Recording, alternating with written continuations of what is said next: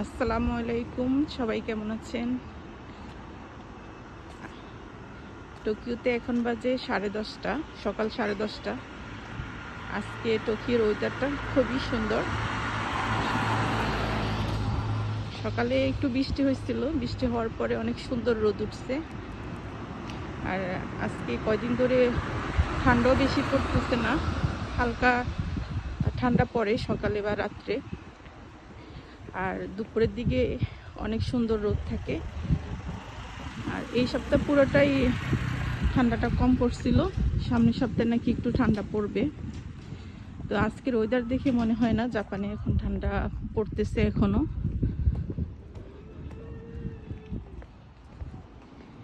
তো মার্চ মাস পুরোটাই এরকম থাকে, কয়েকদিন ঠান্ডা পড়ে, কয়েকদিন একটু গরম পড়ে।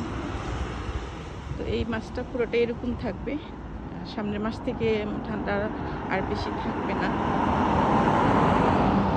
তো আমি আসছি এখানে, বাসে উঠবো, বাস স্ট্যান্ডে আসছি।